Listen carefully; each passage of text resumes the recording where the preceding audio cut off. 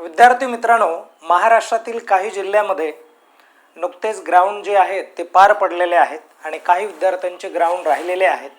तर विद्यार्थी मित्रांनो, लक्षात ठेवा, ग्राउंड करताना स्वतःची काळजी घ्यायची आहे आणि त्याचबरोबर तुम्हाला काय करायचं आहे तर ग्राउंडच्या दिवशी स्वतःच्या मनामध्ये एक ध्येय असतानाच त्या ध्येयाबरोबर आत्मविश्वासाची खूप गरज असणार आहे.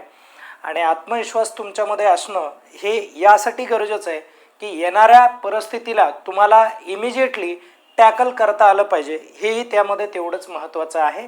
आणि हा पेशन्स कायम राहू द्या. आणि जरी एखाद्या वेळ एखाद्या ठिकाणी तुम्हाला असं जाणवलं की आपल्या ते ताकदीच्या बाहेर आहे किंवा क्षमतेच्या बाहेर आहे, तर तिथे एका लिमिटेशन्स पलीकडे एफर्ट्स घेण्याचा प्रयत्न करू नका. ओके, कारण जीव हा महत्त्वाचा असतो. आणि यामध्ये आपण काय करणार आहोत बघा, आजच्या दिवशी जे काय महत्त्वाचे चालू घडामोडीचे क्वेश्चन्स आहेत ते क्वेश्चन्स आपण या ठिकाणी बघणार आहोत. आणि या ठिकाणी हा पहिला प्रश्न तुम्हाला दिसतोय आणि मी असिस्टंट प्रोफेसर रमेश घोरपडे. आपण या पहिल्या प्रश्नाचं विश्लेषण करूयात. चला मित्रांनो, बघा, सेवा तीर्थ संकुलनाचे उद्घाटन कोठे करण्यात आले, अशा पद्धतीचा प्रश्न हा परीक्षेमध्ये विचारला जाणार आहे.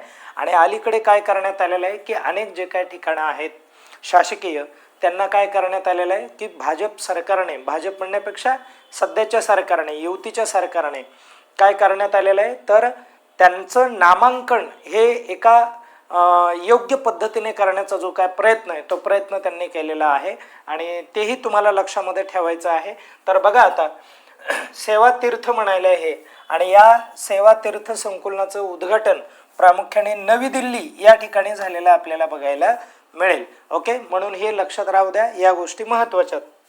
आपण पुढे जाऊयात. नंतर काय म्हटलंय बघा, PM राहत योजना अंतर्गत अपघातग्रस्तांना किती रकमेपर्यंत कॅशलेस उपचार जो आहे हा उपचार मिळणार आहे किंवा त्यांचा उपचार केला जाणार आहे. तर 1.5 लाखापर्यंत जो काय उपचार आहे हा उपचार मोफत असणार आहे किंवा शासनाच्या माध्यमातून तो जो उपचार आहे हा या रुग्णांचा होणार आहे. म्हणून ही एक चांगली बाब आपण म्हणू शकतो. समजा ट्रेड वॉच क्वार्टरली अहवाल आहे आणि या अहवालाची 6वी आवृत्ती फेब्रुवारी 2026 या महिन्यामध्येच काय झाली, प्रकाशित करण्यात आलेली, पब्लिश करण्यात आलेली. तर ती जी प्रकाशित करण्यात आली तर ती कुणी प्रकाशित केलेली, अशा प्रकारचा तुम्हाला प्रश्न विचारला जाईल. तर त्याचं करेक्ट उत्तर काय आहे तर सुमन बेरी यांनी प्रकाशित केलेली आहे. आपण पुढे जाऊयात. बांगलादेश जो आहे, बांगलादेश हा भारताला लागूनच असलेलं राष्ट्र आहे आणि या राष्ट्राचे नवे पंतप्रधान जे आहेत हे नवे पंतप्रधान नियुक्त करण्यात आलेले किंवा आपण म्हणू निवडून देण्यात आलेले, नियुक्त म्हणण्यापेक्षा. आणि मग ते कोण आहेत बाबा, तर त्यांचं करेक्ट नाव काय आहे तर तारिक रेहमान अशी व्यक्ती आहे. आणि लक्षात ठेवा मित्रांनो, भारताच्या शेजारील जेवढे काय देश आहेत हे देश तुम्हाला माहिती असणं गरजेचं आहे, परीक्षेच्या दृष्टीने गरजेचं आहे. आता जर आपण विचार केला भारताच्या सीमांचा जर विचार केला, आता इकडे पूर्व म्हणू आपण, इकडे उत्तर आणि खाली आहे दक्षिण आणि इकडे कोणती आहे तर इकडे पश्चिम. तर आता थोडंसं समजून घ्या, तुम्हाला मी शेजारील देश एकदा क्लिअर करून सांगतो. इकडे आहे बांगलादेश, इकडे कोणता देश आहे बघा, बांगलादेश आहे. ओके, इकडे बांगलादेश आहे. इथेच जर पाहिलं तुम्ही भूटान आहे आणि इकडे पाहिलं तुम्ही नेपाळ आहे आणि यांच्या वरती इकडे या भागामध्ये कोणता देश आहे तर या भागामध्ये चीन हा देश तुम्हाला बघायला मिळेल. ओके, आणि इकडे जर पाहिलं या भागामध्ये असं जर पाहिलं तुम्ही तर अफगाणिस्तान आहे, बरोबर आहे. आणि इथे जर पाहिलं तुम्ही तर इकडे पाकिस्तान आहे. ओके, आणि इकडे मालदीव हा देश तुम्हाला बघायला मिळेल.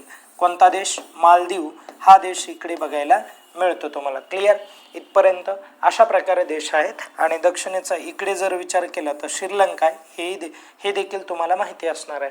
आपण जाऊयात पुढे. नंतरचा प्रश्न बघा, सहकारी क्षेत्रातील जगातील सर्वात मोठ्या धान्य साठवणूक योजनेअंतर्गत पायलट जिल्हा म्हणून कोणता जिल्हा किंवा कोणत्या जिल्ह्याची या ठिकाणी निवड करण्यात आलेली अशा प्रकारचा प्रश्न हा 100% विचारला जाऊ शकेल. हा महत्त्वाचा प्रश्न असणार आहे. आणि मग याचं करेक्ट उत्तर काय तर बालाघाट असं उत्तर आहे. आणि बालाघाट हा जो जिल्हा आहे हा जिल्हा तुम्हाला मध्य प्रदेशमध्ये बघायला मिळेल.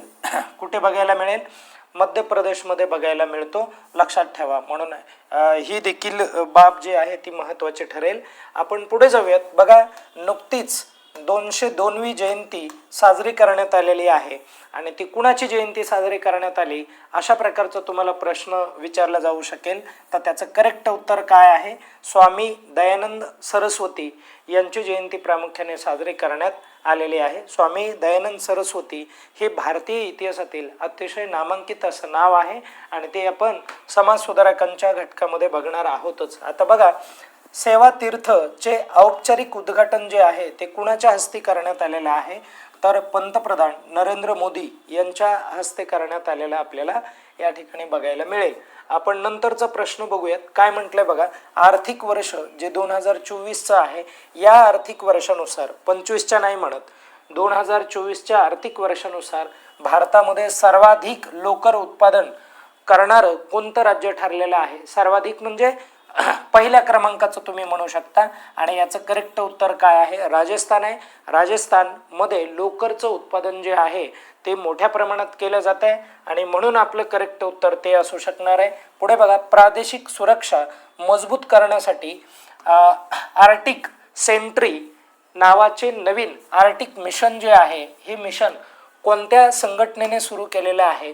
तर हे जे मिशन आहे हे अमेरिकेची जी काय संशोधन संस्था आहे त्या संशोधन संस्थेने चालू केलं आहे. ज्या संस्थेचं नाव हे काय आहे? नाटो आहे.